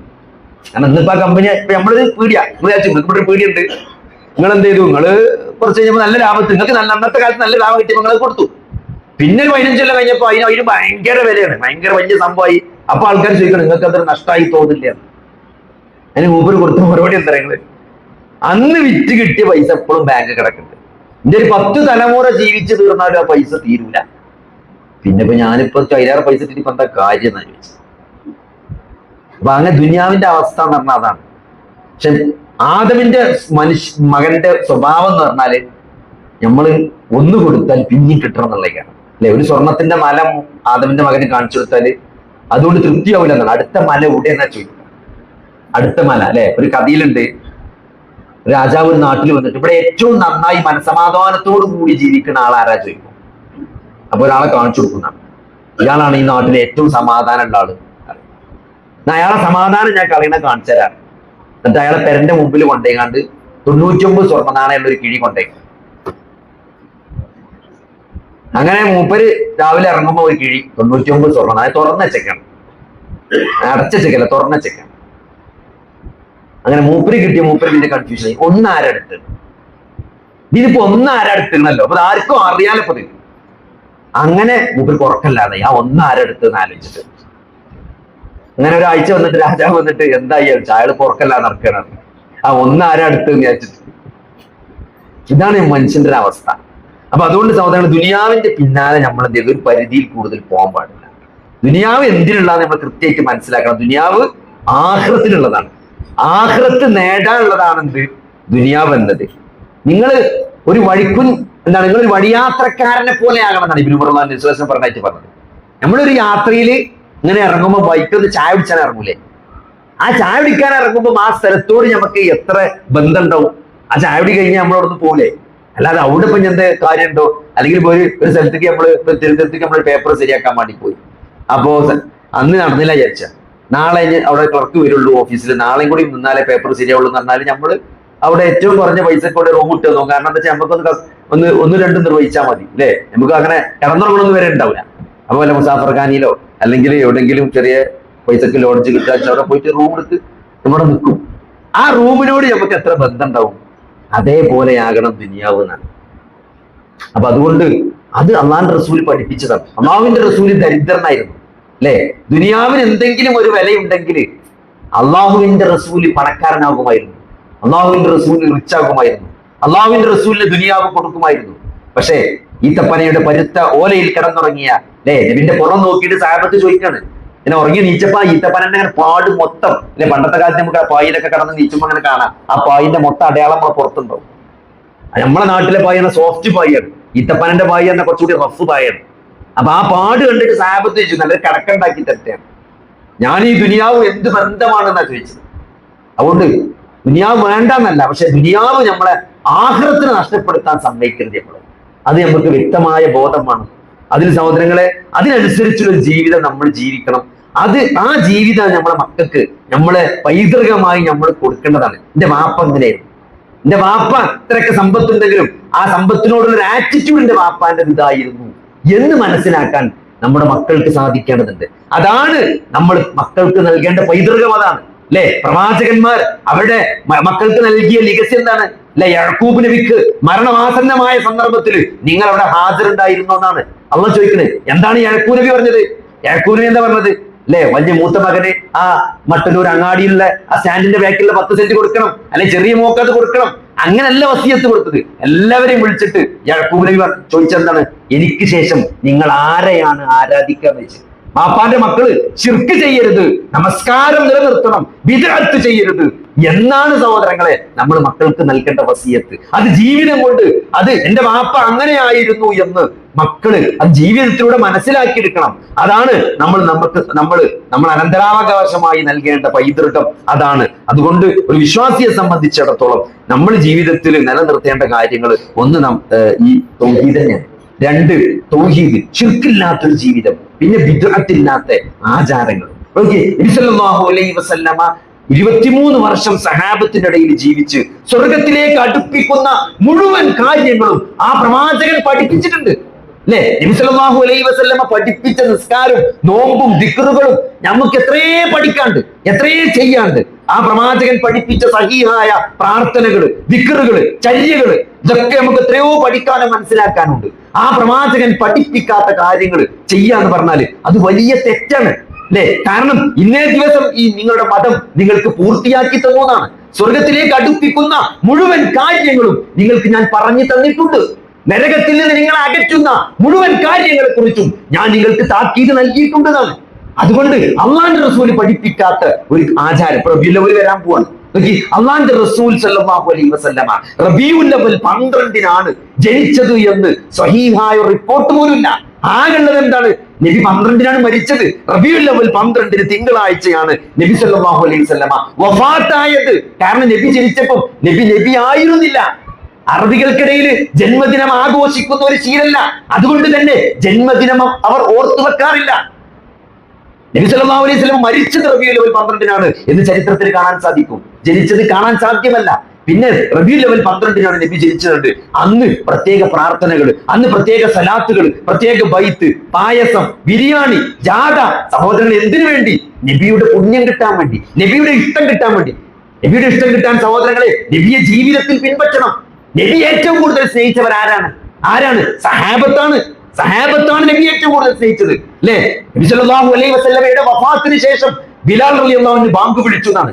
അഷ്ഹദു അന്ന മുഹമ്മദർ റസൂലുള്ളാഹ് എന്ന് ചൊല്ലിയപ്പോൾ ആ മുഹമ്മദ് എന്ന് പേര് ചൊല്ലിക്കാൻ പറ്റാതെ ബിലാൽ ബാങ്ക് നിർത്തിയതാണ്. ബിലാൽ ബാങ്ക് നിർത്തി. പിന്നെ ബിലാൽ ബാങ്ക് വിളിച്ചിട്ടില്ല. അഷ്ഹദു അന്ന മുഹമ്മദർ റസൂലുള്ളാഹ് എന്നതിലെ മുഹമ്മദ് എന്ന പേര് ഉച്ചരിക്കാൻ കഴിയാത്തത് കൊണ്ട് പിന്നീട് ബിലാൽ ബാങ്ക് വിളിച്ചിട്ടില്ല. ആ ബിലാൽ സ്നേഹിക്കുന്നത് പോലെ നിങ്ങൾ ആരെങ്കിലും നബിയെ സ്നേഹിച്ചിട്ടുണ്ടോ? ഇല്ല. ആ ബിലാല് റബീഉൽ അവ്വൽ 12-ന് ജാഥ നടത്തിയിട്ടില്ല. റബീഉൽ അവ്വൽ 12-ന് ഒരു സലാത്ത് പോലും ചൊല്ലിയിട്ടില്ല. റബീഉൽ അവ്വൽ 12-ന് ഒരു കാരക്ക പോലും ഒരാൾക്ക് ദാനമായി കൊടുത്തിട്ടില്ല. ഒരു തസ്ബീഹ് പോലും നബി സല്ലല്ലാഹു അലൈഹി വസല്ലമക്ക് വേണ്ടിച്ചോ അല്ലെങ്കിൽ ബിലാൽ റബീഉൽ അവ്വൽ 12-ന് ചൊല്ലിയതായിട്ട് ചരിത്രത്തിൽ കാണാൻ സാധ്യമല്ല. ബിലാൽ എന്നല്ല ഒരു സഹാബിയും ചൊല്ലിയിട്ടില്ല, അല്ലേ? ഏറ്റവും വലിയ ഔലിയാക്കന്മാർ ആരാണ്? ഏറ്റവും വലിയ ഔലിയാക്കന്മാർ സഹാബത്താണ്. ഔലിയാക്കന്മാരുടെ ദറജയിൽ ഏറ്റവും വലിയ ഔലിയ ആരാണ്? അബൂബക്കർ സിദ്ദീഖ് റളിയല്ലാഹു അൻഹു ആണ്. അത് കഴിഞ്ഞ ഉമർ ഇബ്നു ഖത്താബാണ്. അത് കഴിഞ്ഞ ഉസ്മാൻ ഇബ്നു അഫ്ഫാനാണ്. അത് കഴിഞ്ഞാൽ അലി ഇബ്നു അബീ ത്വാലിബാണ്. അത് കഴിഞ്ഞാൽ സ്വർഗ്ഗം കൊണ്ട് സന്തോഷ വാർത്ത അറിയിക്കപ്പെട്ട ബാക്കി 10 ആളുകളിൽ 6 ആൾക്കാരാണ്. അത് കഴിഞ്ഞിട്ടേ ഏറ്റവും വലിയ ഔലിയവരും വരുള്ളൂ. ഇതാണ് അഹ്ലു സുന്നത്ത് വൽ ജമാഅത്തിന്റെ അഖീദയിൽ ഔലിയാക്കന്മാരുടെ ലിസ്റ്റിലെ റാങ്ക് ലിസ്റ്റാണിത്. ഈ ഉമ്മത്തിലെ ഏറ്റവും നബിക്ക് ശേഷം ഏറ്റവും ദറജയുള്ള വ്യക്തി ആരാണ്? അബൂബക്കർ സിദ്ദീഖാണ്. അതിൽ സംശയമില്ല.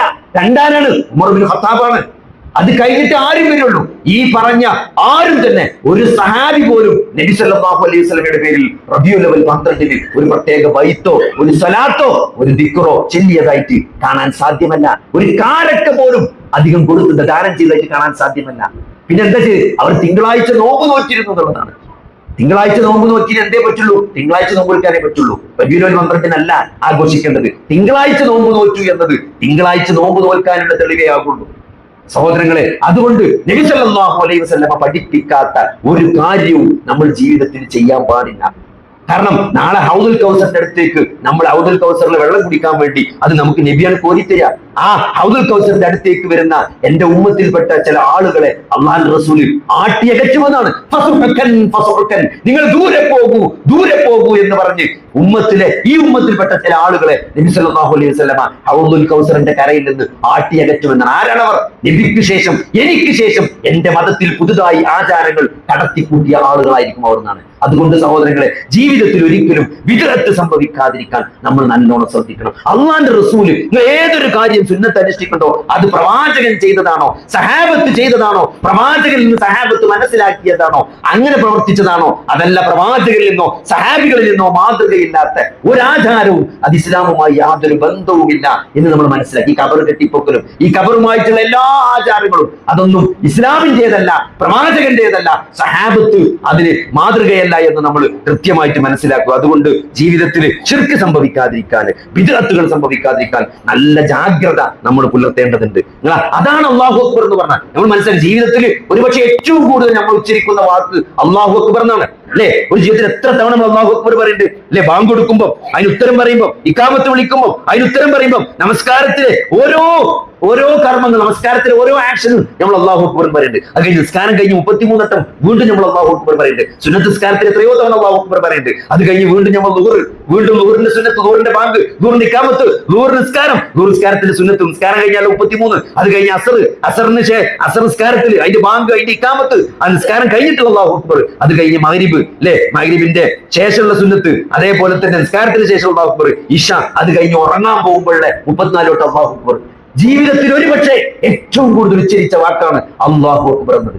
അല്ലാഹു അക്ബർ എന്നത് ഒരു തവണയെങ്കിലും അല്ലാഹു അക്ബർ എന്ന് പറഞ്ഞതിന്റെ അർത്ഥം എന്താണെന്ന് മനസ്സിലാക്കിയിട്ടാണ് നമ്മൾ ജീവിച്ചതെങ്കിലും സഹോദരങ്ങളെ, നമ്മുടെ ജീവിതം മാറിയിട്ടുണ്ടാവും. എന്താണ് അല്ലാഹു പറഞ്ഞ? അല്ലാഹുവാണ് വലിയവൻ.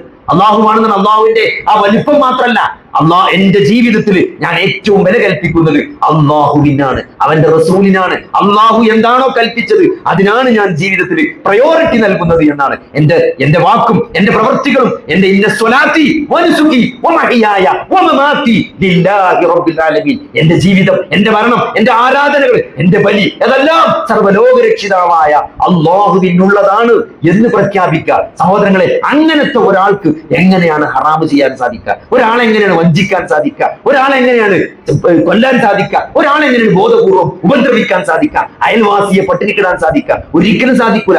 ഈ പ്രവാചകൻ എന്തൊക്കെ പഠിപ്പിച്ചിട്ടുണ്ടോ? എന്താണ് പ്രവാചകനെ പറ്റി പറഞ്ഞത്? കാന ഖുലുഖുഹു അൽ ഖുർആൻ, പ്രവാചകന്റെ സ്വഭാവം അത് ഖുർആനായിരുന്നു എന്നാണ്. അല്ലെ? ഖുർആൻ എന്തൊക്കെ കൽപ്പിച്ചോ അതൊക്കെ കൽപ്പിച്ച ഒരു പ്രവാചകൻ, അതൊക്കെ ജീവിതത്തിൽ അനുഷ്ഠിച്ച ഒരു പ്രവാചകൻ. ഖുർആൻ എന്തൊക്കെ വിരോധിച്ചോ അതെല്ലാം വിരോധിച്ച ഒരു പ്രവാചകൻ, അതിൽ നിന്നാ മാറി നിന്ന ഒരു പ്രവാചകൻ. ഖുർആൻ എന്തൊക്കെ നല്ല സ്വഭാവങ്ങളായിട്ട് പഠിപ്പിച്ചോ അതൊക്കെ ജീവിതത്തിൽ കൊണ്ടു നടന്ന, ഉത്തമമായ മാതൃക കാണിച്ച, സഹാബത്തിന് മുമ്പിൽ അങ്ങനെ ഒരു ജീവിതം കാഴ്ചവെച്ച ഒരു പ്രവാചകൻ. ആ പ്രവാചകന്റെ സ്വഭാവമായിരുന്നു ഖുർആൻ എന്നാണ് ആയിഷ റളിയല്ലാഹു അൻഹ പറഞ്ഞത്. ആ ഖുർആൻ വള്ളി പുള്ളി മാറ്റമില്ലാതെ 1400 വർഷം കഴിഞ്ഞിട്ട് അത് അതേപോലെ നമ്മുടെ മുമ്പിൽ ജീവസുറ്റതായി നിലനിൽക്കുമ്പോൾ സഹോദരങ്ങളെ, ആ ഖുർആൻ പഠിക്കാനും മനസ്സിലാക്കാനും അതനുസരിച്ച് ജീവിക്കാനും ജീവിതം കൊണ്ട് ആ ഖുർആനിനെ പ്രബോധനം ചെയ്യാനും ബാധ്യതയുള്ളവരാണ് നമ്മൾ. കാരണം നമ്മൾ മുസ്ലിങ്ങളാണ്. അള്ളാഹു നിങ്ങളെ മുസ്ലിങ്ങൾ എന്ന പേരിട്ടിരിക്കുന്നു. എന്തുകൊണ്ട്? അള്ളാഹുവിനോടും റസൂലിനോടും അനുസരണയുള്ളവനായതുകൊണ്ട്, വിജയത്വമുള്ളവനായതുകൊണ്ട്. അള്ളാഹു റസൂൽ എന്ത് പഠിപ്പിച്ചോ അതാണ് എന്റെ മതം. അല്ലെ? എനിക്കത് പറ്റൂല. നമ്മളെ ഹറാമിലേക്ക് എന്നെ പരിപാടിക്ക് വിളിക്കും, എനിക്കതിന് പറ്റൂല. കാരണം ഞാനൊരു മുസ്ലിമാണ്. എനിക്ക് ബാഗുമായിട്ട് പലിശയായിട്ട് ഇടപെടാൻ സാധ്യമല്ല. കാരണം ഞാനൊരു മുസ്ലിമാണ്. എനിക്ക് എന്റെ കുട്ടികൾ അങ്ങനത്തെ ഒരു ഡ്രസ്സ് ഇട്ട് ഈ പരിയിൽ പുറത്തിറങ്ങൂല. കാരണം എന്താണ്? അത് ഇസ്ലാമിന്റെ ഡ്രസ്സല്ല. അല്ലെ? ഈ ടൈറ്റ് ജീൻസും ടീഷർട്ടും ഇട്ടിട്ട് അതിന്റെ മേലെ ഒരു മഫ്ത കുത്തിയാൽ അതെങ്ങനെയാണ് സഹോദരങ്ങളെ ഇസ്ലാമാക്കുക? ഏത് തോന്നിയാസത്തിന് ഡ്രസ് ഇട്ടിട്ടും അതിന്റെ മേലെ തലമറച്ചാലും മുസ്ലിം ആവില്ല. ഇസ്ലാമിന്റെ വസ്ത്രദാനത്തിന് അതിനൊരു ചിട്ടയുണ്ട്, ഒരു രീതിയുണ്ട്. അല്ലെ? ആണുങ്ങളുടെ പോലെ വസ്ത്രം ധരിക്കാൻ ഒരു മുസ്ലിം പെണ്ണിന് സാധ്യമല്ല. അതൊരു ടൈറ്റ് ജീൻസും ടീഷർട്ടും ഒരു ഇസ്ലാമിക വസ്ത്രമല്ല സഹോദരങ്ങളെ. അതിന്റെ മേലെ എത്ര വലിയ മഫ്ത കുത്തിയാലും അത് ഇസ്ലാമിക ഡ്രസ് ആവില്ല. അപ്പൊ അതുകൊണ്ട് അങ്ങനത്തെ ഒരു കുട്ടി എന്റെ വീട്ടിൽ നിന്ന് പുറത്തിറങ്ങാൻ പറ്റൂല. കാരണം അത് ഇസ്ലാമികമല്ല. അത് മുഹമ്മദ് എന്ന പേര് കൊണ്ടല്ല, ഫാത്തിമ എന്ന പേര് കൊണ്ടല്ല, ഖദീജ എന്ന പേര് കൊണ്ടല്ല, അല്ലെങ്കിൽ മുഹമ്മദിനും ഫാത്തിമാക്കും ജനിച്ച കുട്ടി എന്നത് കൊണ്ടല്ല. അള്ളാഹുവിനോടും റസൂലിനോടും അനുസരണയുണ്ടോ, വിധേയത്വമുണ്ടോ, ആ അള്ളാഹുവിനെയും റസൂലിനെയും അനുസരിക്കുന്നുണ്ടോ, ജീവിതത്തിൽ എന്തിനേക്കാളും വില നൽകുന്നത് അള്ളാഹുവിന്റെയും റസൂലിന്റെയും കൽപ്പനക്കാണോ, അതാണ് അല്ലാഹു അക്ബർ എന്ന നിലപാട്. അത് നമുക്കുണ്ടോ സഹോദരങ്ങളെ? എങ്കിലും നമ്മൾ വിജയിക്കും. അതുണ്ടാക്കാനുള്ള മാർഗമാണ് ഈ 5 നേരത്തെ നമസ്കാരങ്ങളും, ഈ ഇബാദത്തുകളും, ഈ ദിക്റുകളും, ഈ ഖുർആൻ പാരായണയും, ഈ എല്ലാ കാര്യങ്ങളും അതിലേക്ക് നമ്മളെ കൊണ്ടുപോകുന്ന കാര്യങ്ങളാണ്. അതുകൊണ്ട് ആഖിറത്ത് അതാണ് എന്നും ബാക്കിയാകുക. ആഖിറത്തുമാണ് എന്നും നിലനിൽക്കുന്നത്, എന്നും ബാക്കിയാകുന്നത് ആഖിറത്താണ് എന്ന ബോധത്തോടു കൂടി നമ്മൾ ദുനിയാവിൽ ജീവിക്കുക. അല്ലാഹു സുബ്ഹാനഹു വ തആല നമുക്ക് അതിനുള്ള തൗഫീഖ് നൽകുമാറാകട്ടെ. യാ അയ്യുഹല്ലദീന ആമനു തഖുല്ലാഹ വൽ തൻദുർ നഫ്സൻ മാ ഖദ്ദമത് ലിഗദിൻ വത്തഖുല്ലാഹ, നിങ്ങൾ അല്ലാഹുവിനെ സൂക്ഷിക്കണം. വിശുദ്ധ ഖുർആനിലെ എന്താണ്? സത്യവിശ്വാസികളെ, നിങ്ങൾ അല്ലാഹുവിനെ സൂക്ഷിക്കണം. നിങ്ങളെ നാളേക്ക് വേണ്ടി എന്താണ് നിങ്ങൾ ഒരുക്കി വെച്ചിട്ടുള്ളത് എന്നാണ് അല്ലാഹു സുബ്ഹാനഹു വ തആല ചോദിക്കുന്നത്. നാളേക്ക് വേണ്ടി എന്താണ്? നാളെ എന്നത് ഒരു യാഥാർത്ഥ്യമാണ്. അല്ലെ? നാളെ എന്നത് ഇപ്പൊ നാളെ തിങ്കളാഴ്ചയാണ്, നാളെ ജോലിക്ക് പോകണം. നമ്മുടെ മനസ്സിൽ അത്രയും രൂഢമൂലമായ സംഗതിയാണ്. നാളെ തിങ്കളാഴ്ചയാണ്. ആർക്കാ സംശയമുള്ളത്? ഒരു സംശയമില്ല. നാളെ തിങ്കളാഴ്ചയാണ്, നാളെ ഞായറാഴ്ചയാണ്, നാളെ തിങ്കളാഴ്ചയാണ്. അപ്പൊ നാളേക്ക് വേണ്ടി നിങ്ങൾ എന്താണ് തയ്യാറാക്കി വെച്ചിട്ടുള്ളത് എന്ന അള്ളാഹുവിന്റെ ചോദ്യമുണ്ട്. അത് വല്ലാത്തൊരു ചോദ്യം. ആ നാളെ എന്ന് പറയുന്ന സഹോദരങ്ങളെ, അത് മരണത്തിന് ശേഷമുള്ള മരണാനന്തര ജീവിതമാണ്. അല്ലെ? ഏത് സമയവും ഏത് സന്ദർഭത്തിലും എപ്പോഴാണ് ഈ ജീവിതം അവസാനിക്കുക? അത് ഒരുപക്ഷെ നടത്തത്തിലാകാം, ഇരുത്തത്തിലാകാം, ഉറക്കത്തിലാകാം. ഒരാൾക്കും അയാളുടെ ആയുസ് എത്ര കാലം ഇവിടെ ബാക്കിയാകുന്നു ഒരാൾക്കും തന്നെ പറയാൻ സാധ്യമല്ല. അതുകൊണ്ട് ആ നാളെ എല്ലാവർക്കും ഉറപ്പുള്ള മരണം എന്ന ഏറ്റവും ഉറപ്പുള്ള കാര്യം. ഒരു സംശയമില്ലാത്ത കാര്യമാണ് നമ്മുടെ മരണം എന്നത്. ആ മരണത്തിന് ശേഷമുള്ള ജീവിതത്തിൽ എന്താണ് നമ്മൾ തയ്യാറാക്കി വെച്ചിട്ടുള്ളത് എന്ന് നമ്മൾ ഓരോരുത്തരും കൂടി ആലോചിക്കേണ്ടതുണ്ട്. നബി സല്ലല്ലാഹു അലൈഹി വസല്ലമ ഒരു ഖബറിന്റെ അരികിലൂടെ ഇങ്ങനെ സഹാബത്തായിട്ട് കടന്നു പോകുകയാണ് അല്ലെ. നമുക്കറിയാം, നമ്മളെ ഖബർസ്ഥാനിൽ നമ്മൾ നടന്നു പോകുമ്പോൾ നമുക്കറിയാൻ പറ്റും പുതിയ ഖബർ ഏതാണ് എന്ന്. ആ ഖബർസ്ഥാനിൽ നടന്നു പോകുന്ന ഏതൊരാൾക്കും മനസ്സിലാവും ഇവിടെ പുതിയ ഖബർ ഏതാണ്. കാരണം ആ മണ്ണിന് നല്ലൊരു ചുവപ്പ് കളർ ഉണ്ടാവും, ആ മണ്ണിന് ചെറിയൊരു നനവുണ്ടാവും അല്ലെ. അത് ഒരു പുതിയ ഖബർ കണ്ടാൽ മനസ്സിലാകാത്ത ഒരാളുമില്ല. വളരെ റീസെന്റ് ആയി മറവ് ചെയ്യപ്പെട്ട ഒരു ഖബറിന്റെ അരികിലൂടെ അല്ലാഹുവിന്റെ റസൂൽ സല്ലല്ലാഹു അലൈഹി വസല്ലമ കടന്നുപോയത് അബൂ ഹുറൈറ എന്ന് പറയാണ്. അപ്പൊ ഒരു ഖബറിന്റെ അടുത്ത് എത്തിയപ്പോൾ നബിയോട് നിന്നതാണ്. ഈ ഖബറാളി ഇപ്പോൾ എന്താണ് ആഗ്രഹിച്ചു കൊണ്ടിരിക്കുന്നത് എന്ന് നിങ്ങൾക്ക് അറിയുമോ എന്ന് ചോദിക്കണം. അപ്പൊ സഹാബത്ത് പറഞ്ഞു, ഞങ്ങൾക്കറിയില്ല. എന്താണ് ആ ഖബറാളി ഇപ്പോൾ ആഗ്രഹിക്കുന്നത്? നിങ്ങൾക്ക് ബാക്കിയുള്ള ദുനിയാവിൽ അല്ലെ, അയാൾക്ക് ദുനിയാവ് ബാക്കില്ല, അയാൾ ഖബറാളിക്ക് ദുനിയാവ് ബാക്കില്ല, അയാളുടെ ദുനിയാവ് ലോക്കായി, അയാൾ ദുനിയാവ് സീൽ ചെയ്തു, അയാൾ വിചാരണ കാത്ത് ഖബറിൽ കിടക്കാണ്. നിങ്ങൾക്ക് ബാക്കിയുള്ള നിങ്ങളുടെ ദുനിയാവിൽ അയാൾക്ക് ഏറ്റവും പ്രിയപ്പെട്ടത് 2 റക്അത്ത് സുന്നത്ത് നമസ്കാരമാണ് എന്ന് അയാൾ മനസ്സിലാക്കിയിരിക്കണം. ദുനിയാവിൽ ഏറ്റവും വിലയുള്ളത് എന്തിനാണ്? 2 റക്അത്ത് സുന്നത്ത് നമസ്കാരത്തിനാണ് എന്ന് ആ ഖബറാളി മനസ്സിലാക്കി കിടക്കാണ്. പക്ഷെ അയാൾക്ക് ഒന്നും ചെയ്യാനില്ല. നമ്മക്കത് ചെയ്യാനുള്ളത് നമ്മക്കാണ് പറഞ്ഞു തന്നത്, സഹാബത്തിനാണ് പറഞ്ഞെടുത്തത്. സഹാബത്ത് താബീങ്ങൾക്ക് പറഞ്ഞെടുത്തു. 1400 വർഷമായിട്ട് അത് നമ്മളുടെ അടുത്തേക്ക് എത്തിയതിനാണ്. നമുക്കാണ് ഇപ്പൊ എന്തെങ്കിലും ചെയ്യാനുള്ള അവസരമുള്ളത് ഈ ജീവിച്ചിരിക്കുന്ന നമുക്ക്. അതുകൊണ്ട് സഹോദരങ്ങളെ, 2 റക്അത്ത് സുന്നത്ത് നമസ്കാരത്തിന്റെ വില മനസ്സിലാകുന്ന ഒരു നിമിഷം ഖബറിൽ നമുക്ക് വരും. പക്ഷേ അന്ന് സുന്നത്ത് നിസ്കരിക്കാൻ തിരിച്ചു പോകാനോ ഒരു സുബ്ഹാനല്ലാഹ് ചെല്ലാനോ ഒരു അല്ലാഹു അക്ബർ ചെല്ലാനോ പറ്റാത്ത ഒരു രീതിയിൽ ലോക്കാക്കിപ്പെട്ട് കിടക്കുന്ന ഒരു സന്ദർഭത്തിൽ ഒന്നും ചെയ്യാൻ പറ്റില്ല. അതുകൊണ്ട് എന്തെങ്കിലും ചെയ്യാനുള്ളത് അത് ഇപ്പോഴാണ് എന്ന് മനസ്സിലാക്കിക്കൊണ്ട് നമ്മൾ ജീവിതത്തെ ക്രമപ്പെടുത്തുക. അള്ളാഹു റസൂലും പറഞ്ഞതിന്റെ അപ്പുറത്തേക്ക് നമ്മൾ എന്ത് ചെയ്യരുത്, നമ്മൾ അള്ളാഹുവിന്റെ റസൂലിനെ ഈ കൽപ്പന ധിക്കരിക്കുന്ന ഒരവസ്ഥ ഉണ്ടാകരുത്. കഴിയുന്ന പരമാവധി അള്ളാഹുവിന്റെ കൽപ്പനകൾ പാലിച്ചുകൊണ്ട് ജീവിക്കുക. അള്ളാഹുവിന്റെ കൽപ്പനകൾ ഒരു തരത്തിലും ധിക്കരിക്കാതെ ജീവിക്കാൻ ശ്രദ്ധിക്കുക. അള്ളാഹുവിൽ ഒരു കാരണവശാലും പങ്കു ചേർക്കാതെ, വിദഅത്തുകൾ വന്നു പോകാതെ, പരമാവധി സുന്നത്തുകൾ ഫർളുകൾ മുഴുവൻ പാലിച്ചുകൊണ്ട് പരമാവധി സുന്നത്തുകൾ ചേർത്ത് പിടിച്ചുകൊണ്ട് ജീവിക്കാൻ ശ്രമിക്കുക. അള്ളാഹു സുബ്ഹാനഹു വ തആല തൗഫീഖ് നൽകുമാറാകട്ടെ.